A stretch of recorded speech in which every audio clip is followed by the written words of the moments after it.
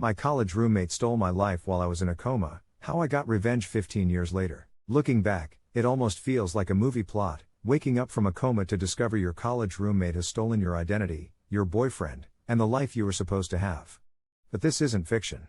This is my story of how Rebecca Mason took everything from me when I was at my most vulnerable, and how, after 15 long years of rebuilding myself, I finally got the chance to confront her and expose the truth to everyone who mattered.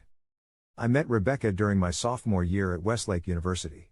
The housing department paired us together after my previous roommate transferred schools unexpectedly. From the moment Rebecca walked into our dorm room with her designer luggage and perfect smile, I felt both intimidated and fascinated by her. She had this effortless confidence I'd always wished for, the kind that drew people toward her like moths to flame. "You must be Olivia," she'd said, extending her hand with a warmth that seemed genuine. "I've heard you're brilliant. Pre-med, right? I'm communications, but I've always been fascinated by medicine." That's how it started, with flattery and what I believed was mutual respect. We became fast friends despite our differences. Where I was studious and somewhat reserved, Rebecca was outgoing and spontaneous. She dragged me to parties I'd otherwise have skipped, introduced me to people who expanded my social circle, and even helped me gain the confidence to approach Jason Winters, the charming biochem major I'd been crushing on for months. When Jason and I started dating 3 months later, Rebecca seemed genuinely happy for me. She'd squeal with delight whenever he showed up at our door with flowers, and she'd make herself scarce to give us privacy. At the time, I thought I'd found not just a boyfriend but the perfect roommate as well. "You two are going to have beautiful, genius babies someday," she'd joke, making me blush while Jason laughed. What I didn't realize was that Rebecca wasn't celebrating my happiness, she was studying it, cataloging details about my life, my passions, my relationships. Like a method actor prepping for the role of a lifetime. The accident happened during spring break of our junior year. Jason and I had planned a weekend trip to his family's lake house, but at the last minute, I had to finish a lab report. I promised to drive up and meet him the next day.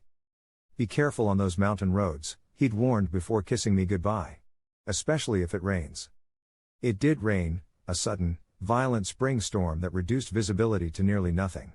I remember gripping the steering wheel, leaning forward as if those few inches would somehow help me see better through the downpour. I remember the headlights coming around the bend, drifting into my lane. I remember jerking the wheel and then nothing. I woke up 3 months later in a rehabilitation facility with my parents at my bedside, their faces etched with the kind of relief that comes after prolonged terror. The car had plunged down an embankment. I'd suffered a traumatic brain injury, along with multiple broken bones and internal injuries.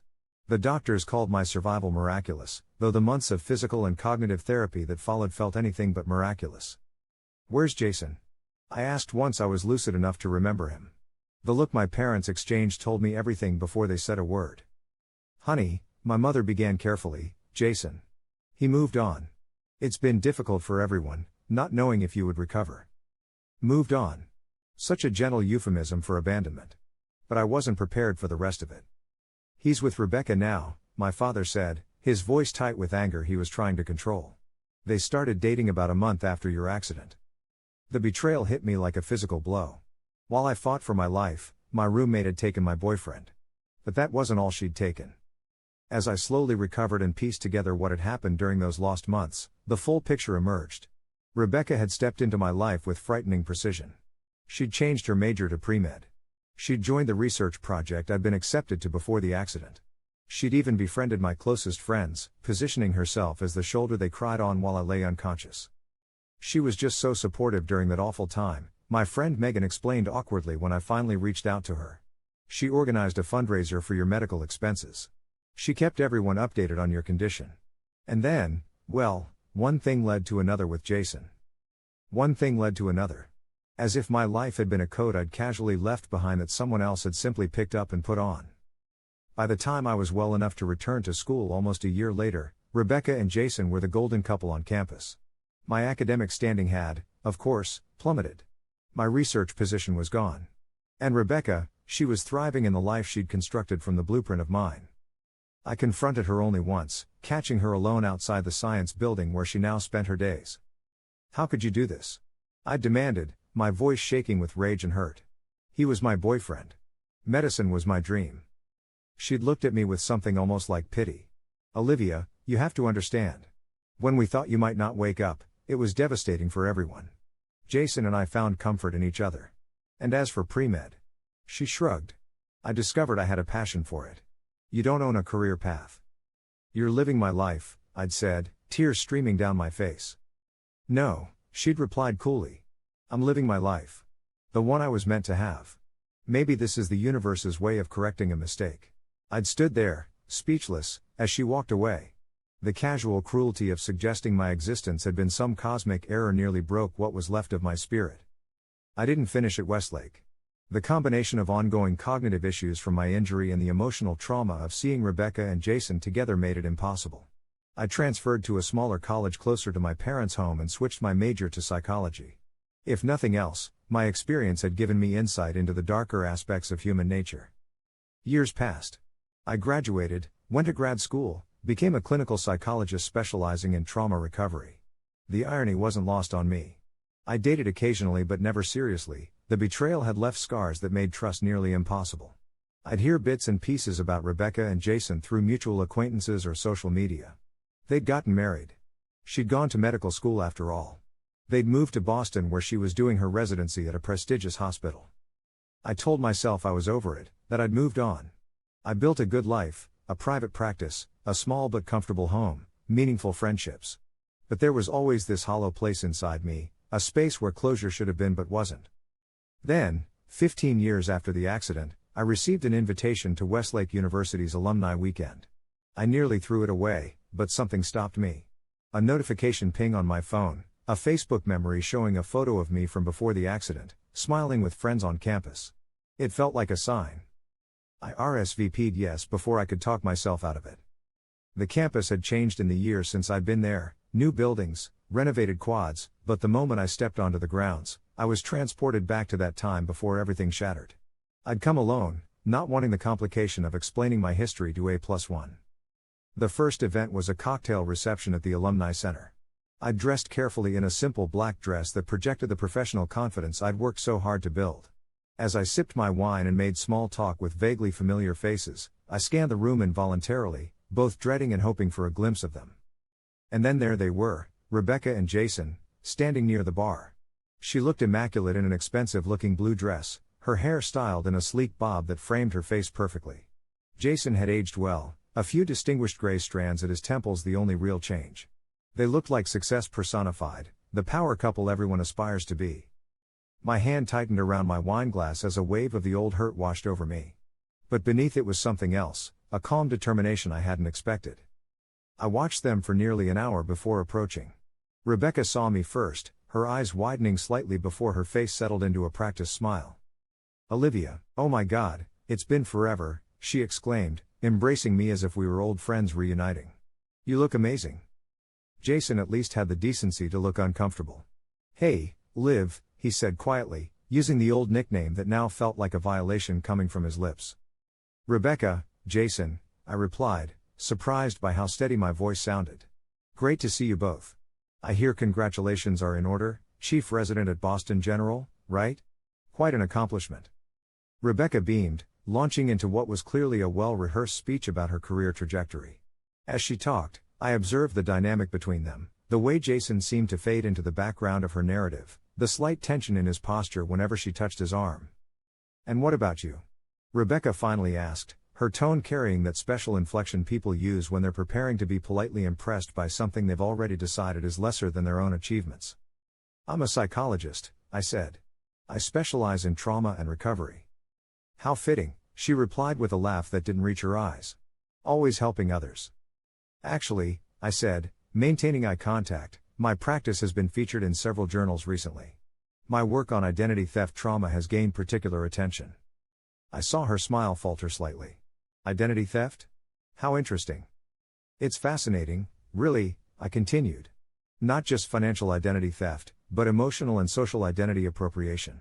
I've studied cases where individuals assume aspects of someone else's life, their career aspirations, their relationships, their social connections. The psychological impact on both the victim and the perpetrator is profound." Jason cleared his throat. "I should get us refills," he muttered, clearly uncomfortable with the direction of the conversation. When he was gone, Rebecca's mask slipped further. "What exactly are you doing, Olivia?" I smiled genuinely for the first time. Just catching up with old friends. Isn't that what these reunions are for? Reconnecting? Throughout the evening, I made it a point to stay visible to them, engaging enthusiastically with other classmates, laughing and projecting confidence. I could feel Rebecca's eyes on me, growing increasingly wary as she realized I wasn't the broken girl who had confronted her outside the science building 15 years ago. The next day featured a series of panel discussions, including one on ethics in professional fields. I wasn't surprised to find Rebecca listed as one of the panelists, representing the medical profession. I made sure to arrive early and sit in the front row. The discussion was predictably self-congratulatory until the moderator opened the floor for questions. I raised my hand immediately, and the moderator pointed to me. "Dr. Mason," I began, addressing Rebecca formally, "you've spoken eloquently about ethical obligations to patients. I'm curious about your views on ethical obligations to friends and colleagues. Specifically, how do you reconcile professional ethics with personal choices that might harm others?" Rebecca's smile tightened. "That's quite broad. Could you be more specific?" "Of course," I replied.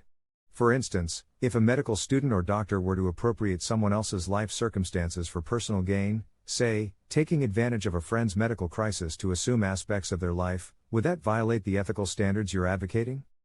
A murmur went through the audience. Rebecca's face flushed slightly, but she maintained her composure. "I think that's a rather hypothetical scenario that doesn't really apply to medical ethics as we're discussing them today."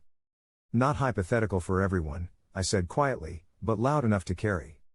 The moderator, sensing tension, quickly called on someone else, but the damage was done. I could see people glancing between Rebecca and me, picking up on the undercurrent. That evening was the main event, a formal dinner and dance in the university's grand hall. I'd saved my best outfit for this, a red dress that drew attention without trying too hard, paired with the quiet confidence that comes from surviving your worst nightmare. I mingled throughout dinner, reconnecting with professors and classmates, many of whom seemed surprised but pleased to see how well I'd done despite my abbreviated time at Westlake. I made sure to share business cards and discuss my practice with anyone who showed interest, establishing myself as someone who had succeeded on her own terms. Rebecca watched me from across the room, her expression growing increasingly strained. Jason, I noticed, was drinking more than he probably should have been. After dinner, during the dancing portion of the evening, I finally saw my opportunity. Jason had stepped outside onto the terrace alone, while Rebecca was engaged in conversation with what appeared to be potential networking contacts. I slipped outside, finding Jason leaning against the stone balustrade, staring out at the illuminated campus grounds. "Beautiful night," I said, coming to stand beside him. He startled slightly, then gave me a sad smile. "Liv. I wondered if we'd end up talking." 15 years is a long time to avoid a conversation, Jason. He nodded, looking down at his drink. "I know. I've rehearsed what I would say to you 1,000 times, but now that you're here." He trailed off, shaking his head. "Why did you do it?" I asked, the question I'd wanted to ask for 15 years finally finding voice. Was what we had so insignificant that you could just transfer it to her? Jason was quiet for a long moment. "It wasn't like that. When your accident happened, it destroyed me. I sat by your hospital bed for weeks, talking to you, begging you to wake up. The doctors kept saying they didn't know if you ever would, or what kind of brain function you'd have if you did. So you moved on to the next best thing?" The bitterness I thought I'd overcome crept into my voice. "My roommate, who conveniently started pursuing everything else that was mine too." He flinched. "Rebecca was persistent. She was there every day too, you know. She organized the fundraisers, kept everyone updated on your condition. She became the central point for everyone who cared about you." "How convenient for her." "I'm not defending what happened," he said, turning to face me fully. "But it wasn't as calculated as you think. At least not on my part." "What does that mean?" He hesitated, glancing back toward the hall where music and laughter spilled out. "Rebecca. She's not who you think she is. Who any of us thought she was." "I think I know exactly who she is," I replied. "No," he said, his voice dropping lower. "There's more. Things I found out years later." He took a deep breath. "The night of your accident. Rebecca told me you'd called to say you weren't coming up to the lake house at all that weekend. That you needed space to think about our relationship." I stared at him, ice forming in my veins. "I never said that. I called to tell you I was on my way." "I know that now," he said, his voice thick with regret. "But at the time, I believed her. I was hurt, confused. I got drunk that night, and Rebecca was there, being supportive, telling me maybe it was for the best if we took a break. When we heard about your accident the next day, I was devastated, but she kept saying things like maybe Olivia's accident happened when she was turning around to come back, or maybe she was upset about your relationship and distracted. She made you think the accident was my fault, I whispered, the full magnitude of the manipulation dawning on me. Not exactly, but she planted seeds. And later, when you were in the coma, she was the one who kept emphasizing what the doctors said about your chances, about how I needed to consider my future, about how life goes on. He looked away, shame evident in every line of his body. I was weak. I let her convince me. When did you realize what she'd done? Years later. I found her old phone when we were packing to move to Boston. There were text messages between her and someone she went to high school with, from around the time of your accident. She was bragging, Liv, about how she'd managed to upgrade her life by taking yours. I felt dizzy, gripping the balustrade for support. All these years, I'd imagined Rebecca opportunistically stepping into the void my accident had created. But this was premeditated. She had actively worked to separate Jason and me before the accident even happened. Why are you still with her? I asked, unable to keep the incredulity from my voice. He laughed hollowly. Complicated question. Guilt, at first. Then inertia. Career entanglement. And she's not easy to leave. She has ways of making sure people stay exactly where she wants them. That sounds like a hostage situation, not a marriage. It feels like one some days, he admitted quietly. Just then, the terrace door opened, spilling more light onto the darkness where we stood. Rebecca's silhouette appeared, her voice artificially bright. There you are. I've been looking everywhere. She approached, linking her arm through Jason's possessively. Catching up on old times? Something like that, I replied, studying her with new understanding. Jason was just explaining some things about the night of my accident that I never knew. Rebecca's smile didn't waver, but her eyes hardened. Ancient history. No sense dwelling on such painful memories, right, honey? She squeezed Jason's arm with more force than necessary. Actually, I said, I find examining painful memories is essential for healing. As a psychologist, I've seen how secrets and lies create lasting damage. Well, not everyone needs to process things to death, she said with a dismissive laugh. Some of us prefer to move forward. Moving forward isn't the same as running away, Rebecca. Or stealing someone else's path when yours doesn't work out. The pretense of civility was evaporating rapidly. Rebecca's jaw tightened. I don't know what Jason's been telling you, but he told me you lied about my call the night of the accident, I interrupted, watching her face carefully. That you manipulated him when he was vulnerable. That you bragged about it to your friends. For a moment, Rebecca's perfect facade cracked, pure fury flashing in her eyes before she controlled it. That's absurd. Jason, tell her that's not true. But Jason said nothing, looking at the ground. Your silence is very telling, I said to him, then turned back to Rebecca. I wondered for years what I did to deserve what happened to me. The accident, losing everything I cared about. But it wasn't about me at all, was it? It was about you and what you wanted, regardless of who got hurt in the process. You don't know what you're talking about, she hissed, dropping all pretense of friendliness. I think I do. And I think others would be interested to know too. The hospital board at Boston General, for instance. Your colleagues. The ethics committee you presented to today. Are you threatening me? Rebecca's voice was incredulous. Not at all. Just wondering aloud about the natural consequences of truth finally coming to light. I stepped closer to her. 15 years ago, you told me the universe was correcting a mistake by giving you my life. But here's what I've realized, Rebecca, the universe doesn't make mistakes. People do. The terrace doors opened again as more alumni stepped outside for air. Rebecca immediately plastered on her social smile, though it was strained at the edges. We should get back inside, she said to Jason. We have an early flight tomorrow. As they turned to leave, I called after them, Rebecca? One more thing.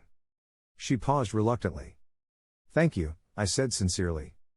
Confusion flickered across her face. For what? For taking what you thought was my life. It forced me to build something authentic, something you'll never have. The look of barely contained rage on her face was all the vindication I needed.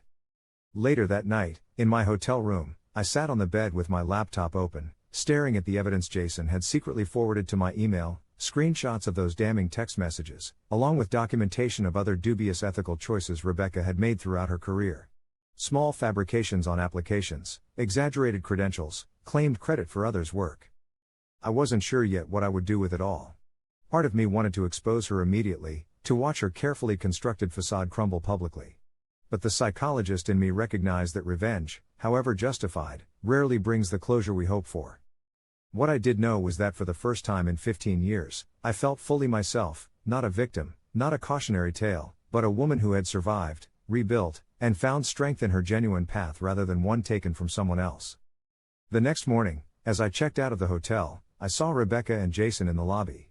She deliberately looked away, but Jason caught my eye briefly, a complex mixture of regret and gratitude in his expression. I gave him a small nod, not forgiveness exactly, but acknowledgement of a truth finally spoken. 3 months later, I received an email from Jason. He and Rebecca were separating. The Boston hospital was conducting a review of her credentials after anonymous concerns were raised. He was moving back to the Midwest to start over. I didn't reply immediately. Instead, I took a walk along the lake near my home, watching the sunset paint the water gold and crimson. The same colors that had filled the sky the evening of my accident, though I hadn't remembered that detail until this moment. Life doesn't always give us the dramatic confrontations or neat resolutions we crave. Rebecca would likely land on her feet somehow, people like her usually do. Jason would carry the weight of his choices forever. And me? I had finally put down the burden of what might have been. I opened my phone and typed a brief response to Jason. "Thank you for telling me the truth. I hope you find your way forward." Then I slipped the phone back into my pocket and continued my walk, alone but whole, finally the author of my own story rather than a character in someone else's.